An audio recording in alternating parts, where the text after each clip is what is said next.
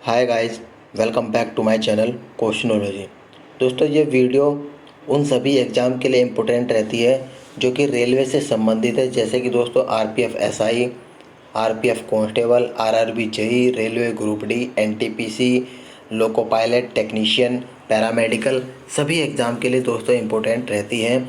यहाँ पर आपको दोस्तों प्रीवियस ईयर में पूछे गए क्वेश्चन और जिसके आगे आने के चांसेस ज़्यादा रहते हैं, उन सभी क्वेश्चन को यहाँ पर दोस्तों कवर कराया जाता है। यहाँ पर दोस्तों आप लोग को 14 से 15 मिनट में कम से कम 20 क्वेश्चन कवर कराए जाते हैं। लेकिन दोस्तों उसके अंतर्गत डिटेल में अगर आप लोग पढ़ेंगे तो आप लोग को मालूम होगा कि आप लोगों ने कम से कम दोस्तों 40 से 50 क्वेश्चन यहाँ पर कवर कर लिए हैं। ठीक है, और इससे पहले की सभी वीडियो को दोस्तों मैं प्लेलिस्ट में ऐड करके यहाँ आई बटन पर लिंक दे दूँगा। अगर आप लोग को इससे पहले की सभी वीडियो को देखना है तो आप लोग देख लेना आई बटन पर जाकर। जैसा कि आप सभी को पता है दोस्तों, रेलवे एग्ज़ाम की डेट्स घोषित हो चुकी है और आपको रिवीजन करना है तो सुबह के 8 बजे की क्लास में ज्वाइन कर सकते हैं, क्योंकि दोस्तों वहाँ पर वन लाइनर फॉर्म में क्वेश्चन को कवर कराया जाता है। जीके, जीएस, स्टैटिक जीके सभी क्वेश्चनों को दोस्तों वहाँ पर कवर कराया जाता है। रिवीजन के लिए दोस्तों वो वीडियो रहती है, तो वहाँ पर ज्वाइन हो जाना। बिना कोई टाइम वेस्ट के स्टार्ट करते हैं वीडियो। यहाँ पर दोस्तों अब इकोनॉमिक्स हम लोग देखेंगे। पहला क्वेश्चन है, निम्नलिखित में से कौन सी एक दुर्लभ मुद्रा नहीं है। 4 ऑप्शन दोस्तों दिए गए हैं, इनमें से आपको बताना है कि कौन सी दुर्लभ मुद्रा नहीं है। तो कुवैती दिनार दोस्तों एक दुर्लभ मुद्रा नहीं है। दुर्लभ मुद्रा दोस्तों होती क्या है दोस्तों, वो मुद्रा होती है जिसकी मांग अंतर्राष्ट्रीय बाजार में अधिक होती है, लेकिन दोस्तों उसकी पूर्ति कम होती है। उसको दोस्तों उस मुद्रा को दुर्लभ मुद्रा कहते हैं। अब दोस्तों यहाँ पर बात करते हैं कुवैत की राजधानी की बात करते हैं तो कुवैत सिटी, मुद्रा की बात करते हैं तो कुवैती दिनार, और महाद्वीप में दोस्तों ये एशिया महाद्वीप में है। ऑप्शन नंबर इसका ए इसका राइट आंसर होने वाला है। चलिए अगला क्वेश्चन देखते हैं। वित्तीय सहायता डैश द्वारा नियंत्रित की जाती है। दोस्तों किसके द्वारा वित्तीय सहायता नियंत्रित की जाती है? तो दोस्तों भारतीय रिजर्व बैंक के द्वारा ये नियंत्रित की जाती है। Option number D. अगर बात करें दोस्तों भारतीय रिजर्व बैंक की स्थापना कब हुई थी, ये क्वेश्चन पूछा जा सकता है। तो 1934 में दोस्तों इसकी स्थापना हुई थी। क्वेश्चन एक ये बन जाता है। और भारतीय रिजर्व बैंक अधिनियम के पश्चात ही दोस्तों इसकी स्थापना की गई थी। इसके पश्चात दोस्तों आरबीआई ने 1 अप्रैल 1935 को अपना परिचालन दोस्तों शुरू कर दिया था। पूछा जा सकता है कि उसने अपना परिचालन कब शुरू किया, तो 1 अप्रैल 1935 में। राष्ट्रीयकरण की बात करें तो 1 जनवरी 1949 को हेड ऑफिस दोस्तों मुख्यालय है। एक क्वेश्चन यहाँ से निकल जाता है। और वर्तमान गवर्नर शक्तिकांत दास जो कि 25वें नंबर के रहते हैं। चलिए अगला क्वेश्चन है, वस्तुओं का वैश्विक संकेत यानी कि पंजीकरण और संरक्षण अधिनियम कब लागू हुआ था? दोस्तों 1999 में लागू हुआ था। ऑप्शन नंबर सी इसका राइट आंसर हो जाएगा। जीआई टैग किसी क्षेत्र के विशेष उत्पाद को दिया जाता है। यह टैग उस स्थान को दुनिया भर में पहचान दिलाता है, इसलिए दोस्तों उसको जीआई टैग दिया जाता है। और सबसे पहले दोस्तों सन 2004 में दार्जिलिंग टी को दोस्तों जीआई टैग मिला था। ये सन आप लोगों को ध्यान रखना है। ठीक है, चलिए अगला क्वेश्चन की तरफ बढ़ते हैं। एसएलआर का दोस्तों पूरा नाम बताना है, यानी कि फुल फॉर्म इसकी बतानी है। एसएलआर की फुल फॉर्म क्या होती है? Statutory liquidity ratio. Option number C इसका राइट आंसर हो जाएगा। आरपीएफ एसआई में दोस्तों ये क्वेश्चन पूछा गया था। Option number C. इसके अर्थ की अगर बात करते हैं तो दोस्तों इसका अर्थ होता है वैधानिक तरलता अनुपात। ये बैंकों के पास उपलब्ध जमाओं का वह हिस्सा होता है जो कि उन्हें अपनी जमाओं पर ऋण जारी करने के लिए पहले अपने पास रख लेना अनिवार्य होता है। ऑप्शन नंबर सी इसका राइट आंसर हो जाएगा। नेक्स्ट क्वेश्चन, एक मुद्रा की तुलना में मूल्य को डैश कहा जाता है। एक मुद्रा की तुलना में मूल्य को डैश कहा जाता है। ऐसी ही लैंग्वेज में दोस्तों आप लोगों से क्वेश्चन पूछा जाता है। आरपीएफ कांस्टेबल में पिछली बार क्वेश्चन पूछा गया था। उसको दोस्तों विदेशी मुद्रा विनिमय दर कहा जाता है। Option number D. दोस्तों दो देशों की मुद्राओं के विनिमय अनुपात को विदेशी मुद्रा विनिमय दर या विनिमय दर दोस्तों कहा जाता है। वास्तव में जिस दर पर एक देश की मुद्रा दूसरे देश की मुद्रा में परिवर्तित की जाती है उसी को दोस्तों विनिमय दर कहते हैं। यहाँ से आपको पॉइंट क्लियर हुआ कि विनिमय दर किसे कहते हैं। ये दर एक करेंसी में दूसरी करेंसी की कीमत होती है। ठीक है, चलिए अगला क्वेश्चन है कि विदेशी विनिमय बाजार में वह स्थिति क्या कहलाती है जब घरेलू मुद्रा का मूल्य विदेशी मुद्रा की तुलना में गिरने लगता है। आरपीएफ एसआई में दोस्तों ये क्वेश्चन पूछा गया था। दोस्तों वो कहलाता है अवमूल्यन, यानी कि उसकी कमी होती है। अवमूल्यन क्या होता है कि जब किसी देश की मुद्रा की विनिमय दर अन्य देशों की मुद्राओं से दोस्तों कम कर दी जाती है ताकि निवेश को बढ़ावा मिल सके, उसको अवमूल्यन बोलते हैं। चलिए अगला क्वेश्चन, अर्थशास्त्र में एनडीपी का पूर्ण रूप क्या होता है। एनडीपी का दोस्तों पूरा नाम आप लोग को बताना है, यानी कि फुल फॉर्म बताना है। तो इसका होता है net domestic product. Option number 20 का राइट आंसर हो जाएगा शुद्ध घरेलू उत्पाद।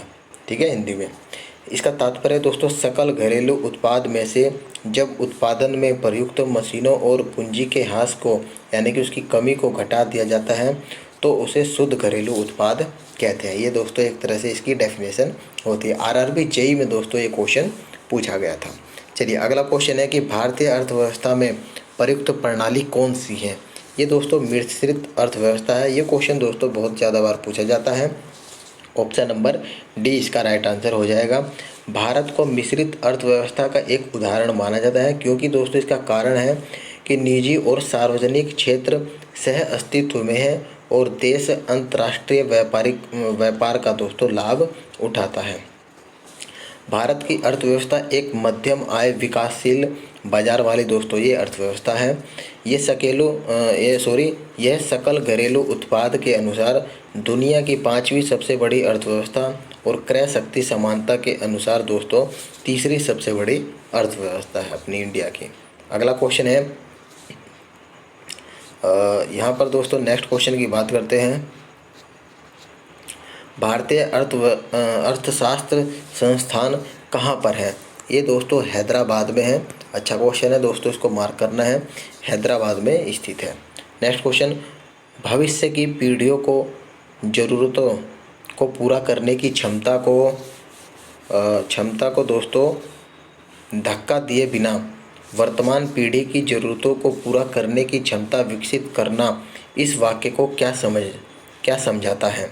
दोस्तों ये सतत विकास इस वाक्य का अर्थ निकल कर आता है। आरपीएफ कांस्टेबल में दोस्तों इस लैंग्वेज में क्वेश्चन पूछा गया था, तो सतत विकास इसका राइट आंसर होने वाला है। अगला क्वेश्चन है कि सिडबी का पूर्ण रूप फुल फॉर्म आप लोग को बतानी है। एनटीपीसी में दोस्तों क्वेश्चन पूछा गया था। Small industry development bank of India, ये दोस्तों सिडबी का फुल फॉर्म है। इसकी स्थापना की बात करें तो 2 अप्रैल 1990 में दोस्तों इसकी स्थापना हुई थी। हेड ऑफिस इसका लखनऊ में है।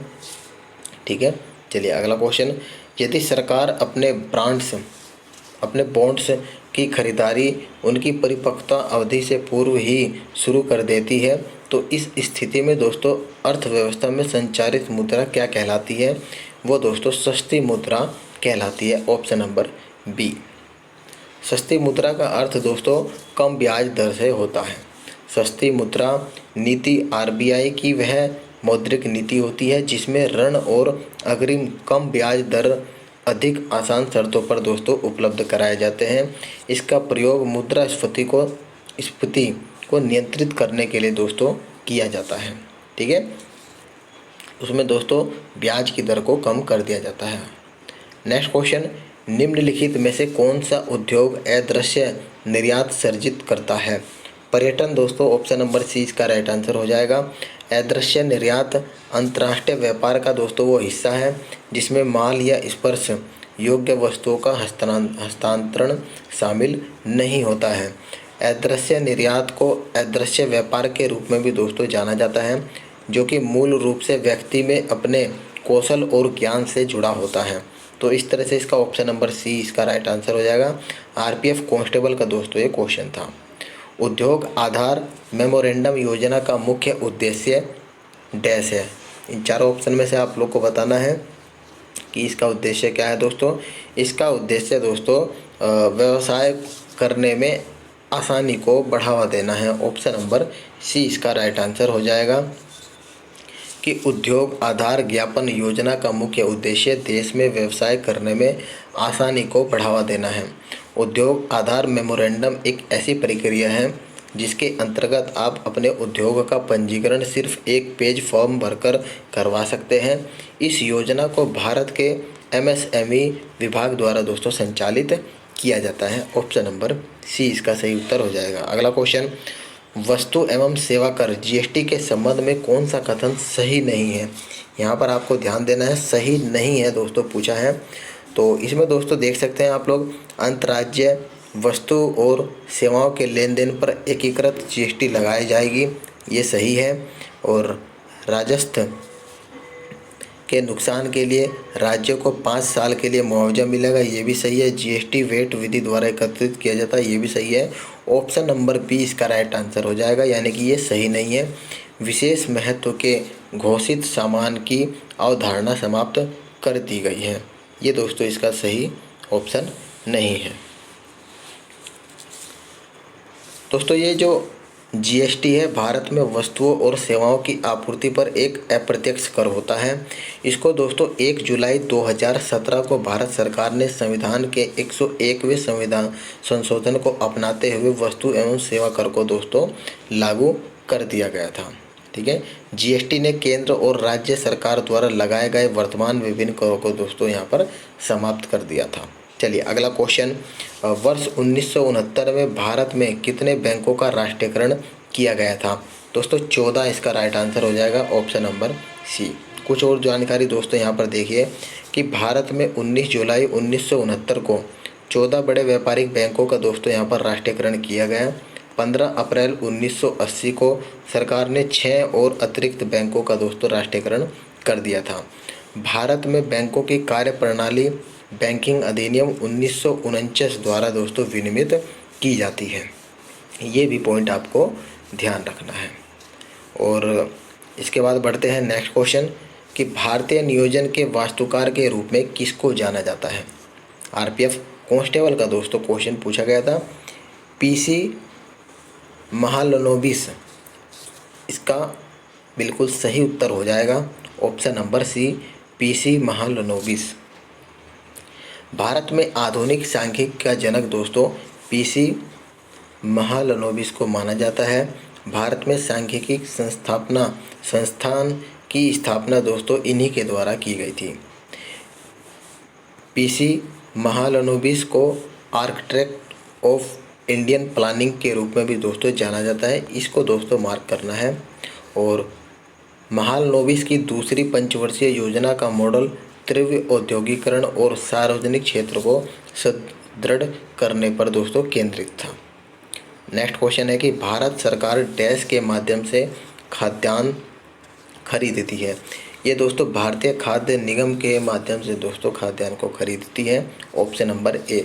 इसकी स्थापना अगर पूछा जाए तो 14 जनवरी 1965 में इसकी स्थापना हुई थी और हेड ऑफिस दोस्तों इसका नई दिल्ली है। और आज का लास्ट क्वेश्चन है दोस्तों, इकोनॉमिक्स में कुछ इस तरह के ही लैंग्वेज यूज करके क्वेश्चन पूछे जाते हैं जो कि थोड़े अटपटे होते हैं। अगर आप लोग दोस्तों 1-2 बार इसको रिवाइज करेंगे तो आप लोग का दोस्तों ये पक्का हो जाएगा। लास्ट क्वेश्चन हमारा है कि भारत के किस वित्तीय वर्ष में IMF के साथ विस्तारित निधि सुविधा समझौते पर दोस्तों हस्ताक्षर किए गए थे? तो फ्रेंड्स ये 1981-82 में किया गया था। RPF SI में दोस्तों ये देख सकते हैं आप लोग क्वेश्चन पूछा गया था। 1981-82 में IMF के साथ विस्तारित निधि सुविधा समझौते पर हस्ताक्षर किए गए थे और इस व्यवस्था की शुरुआत दोस्तों 9 नवंबर 1981 में शुरू हुई थी और समाप्ति की बात करते हैं तो 1 मई 1984 को समाप्त हुआ था। भारत ने विशेष आहरण अधिकार दोस्तों 3.9 बिलियन का उधार लिया था। तो दोस्तों उम्मीद करता हूँ आप लोगों को कुछ नया सीखने को मिला होगा। 14 से 15 मिनट की वीडियो में दोस्तों आप लोगों को अच्छा खासा जानने को मिला होगा। वीडियो दोस्तों अगर आपको इन्फॉर्मेटिव लगी होगी तो अपने फ्रेंड सर्किल में शेयर करना जो रेलवे का एग्ज़ाम देने की तैयारी कर रहे हैं। और दोस्तों वीडियो को लाइक भी आप लोग कर सकते हैं। मिलते हैं आपको नेक्स्ट वीडियो में, तब तक के लिए धन्यवाद फ्रेंड्स।